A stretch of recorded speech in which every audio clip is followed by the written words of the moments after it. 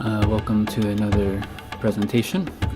Today we're going to be talking about one of the critical, most backbone topics of Ayurveda, and this is Richacharya, or the seasonal regimes, the seasonal approaches and layouts to Ayurveda, which, despite being one of the most fundamental, basic foundations of, implementing anything within this system, is also one of the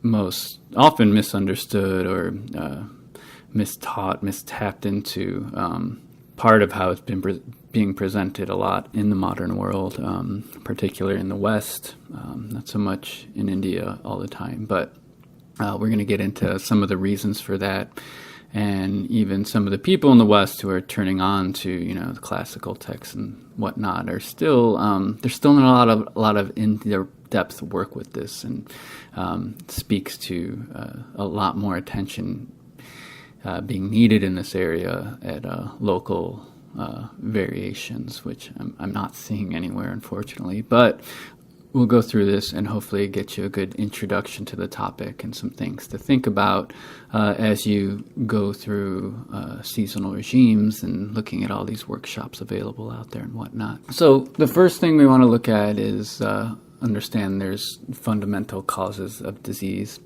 And Ayurveda lays out a lot of different models and approaches to causes of disease, but one of these threefold natures is given here, which includes prajna prada, satmendriyartha samyoga, and kala, which is what we're going to focus on here, which is time. And there's lots of different avenues about how time generates disease and affects us, but here we're talking about time as these seasonal changes and what that does in the environment, the body, to create health or disease, depending on how we work it.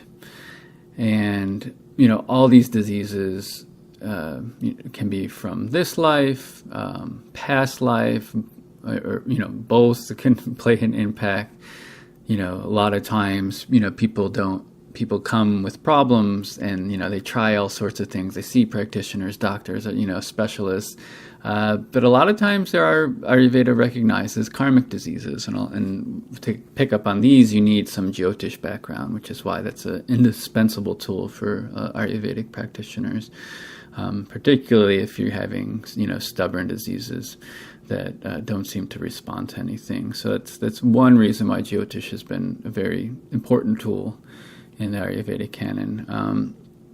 And then, within this life too, you can see, especially with the Jyotish chart, you can see if it's chronic, if it's, going to be just acute, if it'll pass, what are the causes, what are the transits and whatnot, as far as what's bringing us up, as far as helping to get to the root cause of what's really causing it. And so, Ayurvedic is a whole lifetime of study in and of itself, but just a little background that the depth of Ayurveda diagnosing disease is pretty vast.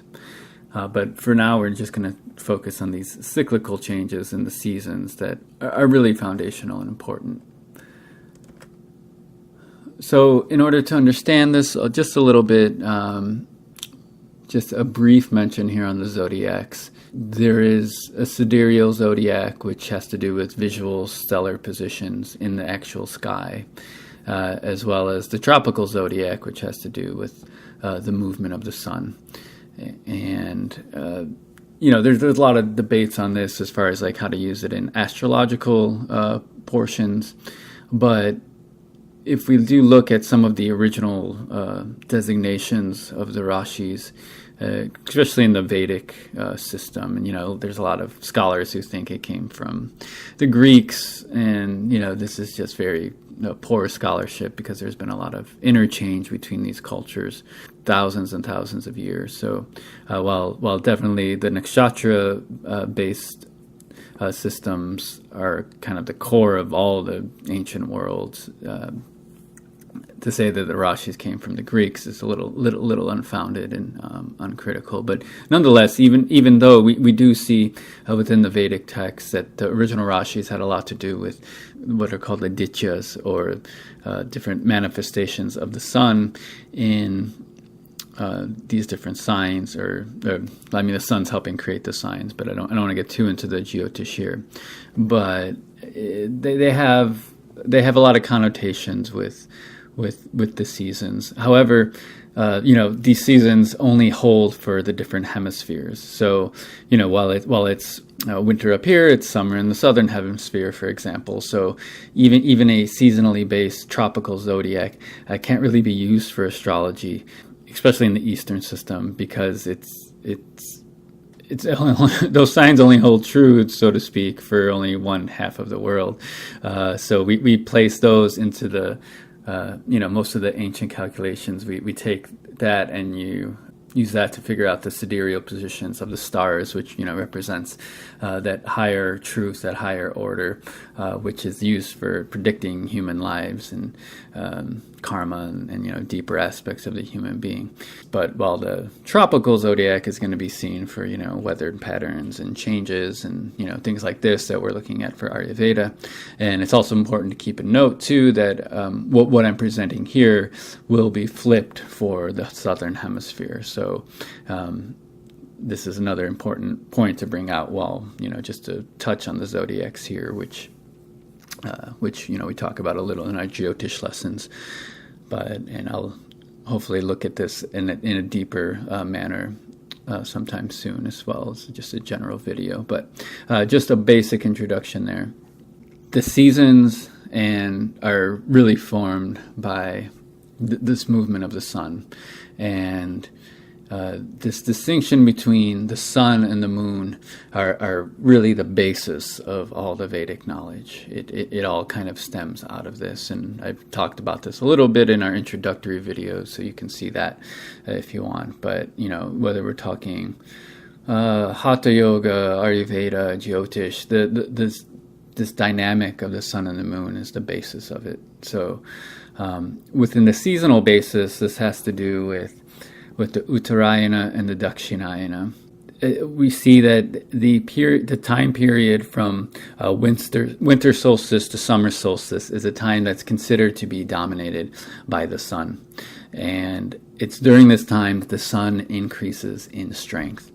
And as the sun increases, so do the hot, the sharp, the dry qualities, as well as the pungent, bitter, and astringent tastes.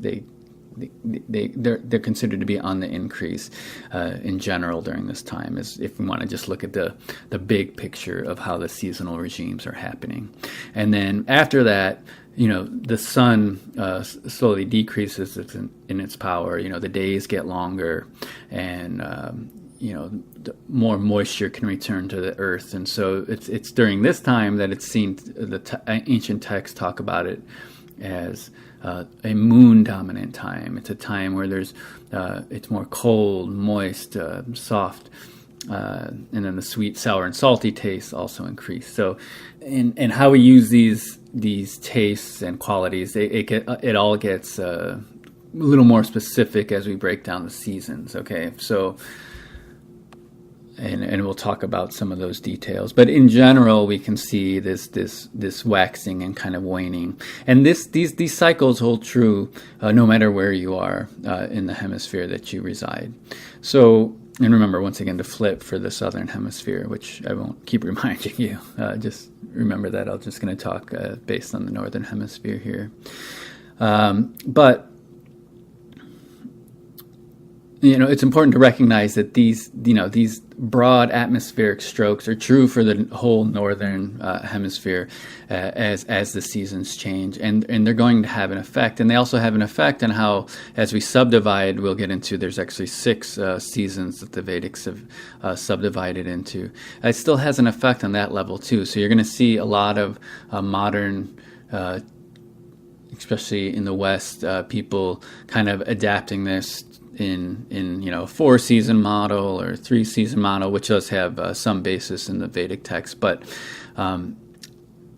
it's not they try to broaden it out too much into whole hemispheres or the whole temperate climate and a lot of these things, which really doesn't hold true. So, they base it on more of these kind of local weather patterns when they're not looking at climactic and atmospheric changes that are happening, which are causing the changes in the gunas and the elements. So I really recommend understanding this Vedic model and the 6 seasons as your starting point before you start adapting to some of these, newfangled models, or, no matter how logical they may seem, because it still takes a lot of attention to see what's going on here. So moving a little deeper into this, we need to understand, in order to understand the movement of the gunas, how it's creating disease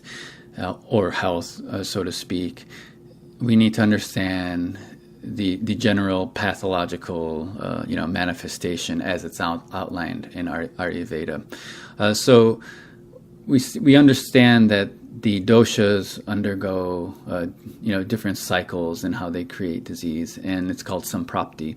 And the first stage of this is sanchaya, which is considered an accumulating stage. So kapha, pitta, dosha has certain qualities that aggravate each of them, and as these qualities build, they start accumulating, and then a certain quality will aggravate that. And these first 2 stages, they happen naturally within the patterns of the seasonal cycles. These are natural movement of the doshas, and so these natural movements I've given here. So with vata, it increases with dryness, which is most predominant in the summertime.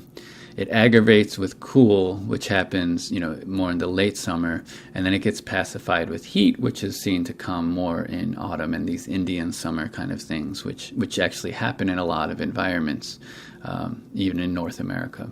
Then pitta increases with moisture. So pitta is, fire, it has some water, so it needs some moisture to start to aggravate it. In the summer, it's so dry, pitta can't really manifest fully. So there's a lot of weird things you hear out there. But either way, so pitta increases with moisture, right? It aggravates with heat, and then it pacifies with cool. And you'll see how this plays out in the seasonal cycles in the next slide. And then kapha increases with cold, aggravates with heat, and pacifies with dryness. So kapha is the one dosha that is pretty standard in a lot of these, in almost any model you'll see. So this is also why maybe certain practitioners might be using a faulty model, yet they still might be getting some results with even just using this one, and it might bear out for some time until a lot of the other details fall out of place, which might take some years depending on how you're working with Ayurveda. But nonetheless, so ideally, healthy people, you take care of these aggravations of the doshas as they arise within the season and as they manifest, and you don't allow them to go on to the next stage of prasara, stanya samshraya, vyakti, and beda. These later stages where it starts spreading in the body, it finds a place in your body where it might be a weak tissue or something like that, and then the disease starts to manifest, and then the end stage is when we give it a name. So all those later stages hopefully don't come if you're following the seasonal regimes. Okay, so as long as you're following the seasonal regimes, these later stages ideally shouldn't come. And because of this reason, Ayurveda recommends a daily and seasonal regime as the base, and it doesn't recommend any specific protocols for vata, pitta, or kapha as like a general protocol whatsoever, as you see a lot of times these days. There's no such thing in classical Ayurveda. The only time you're going to start taking vata, pitta, kapha into consideration on a more detailed, specific level for an individual is when they have disease manifestations or spreading of the doshas around the body. So, when you see people say, "Oh, if you're a pitta eat this diet, if do this, buy this product. This is sales, it's marketing, it's easily digestible information around the seasonal, or around the doshas. It's this kind of identity culture we tend to live in. So now, with that being said, most of us are out of balance and do have some manifestation of the doshas, and have at least some spreading or relocation of them on some level, especially the older we get. However, to understand, how it's manifesting, what's the real root of it, how the doshas are pushing each other in different directions, how the elements are manifesting, all these other things I've talked in other lectures, requires a little more detailed study than merely eating a diet for a specific dosha. So, best thing to do is, always work with a practitioner, but understand these basics of these seasonal patterns as they manifest naturally, and following those seasonal patterns with some slight modifications to, whatever dosha imbalances you might have, in conjunction, hopefully, with a physician, is the best approach. But if you don't know, and if you're not that out of balance, then, honestly, sticking with a daily and seasonal regime according to, these principles, and understanding the shifts for your local environment is going to be the best thing. So, which eventually necessitates avoiding a lot of the information that's out there. But anyway, so this is a basic overview of how the disease process comes about. Now, if we see this and map this onto the seasonal shifts, this is what's most of the classics give, but particularly Charak, which is, the standard text. And, and Charak is the oldest text we have. And you find that as you get deeper through time, you get more and more all sorts of opinions up until nowadays, and a lot of knowledge is lost. So I would always recommend going back to Charak as your kind of base understanding. He really, the detail laid out in Charak Samhita is the foundation. So we see here that Vata increases in summer due to this dryness, and then it gets aggravated in late summer when the sun shifts. Some of the cooler winds start happening. And then there's a decrease, and this is also when some of the rains come, and then there's a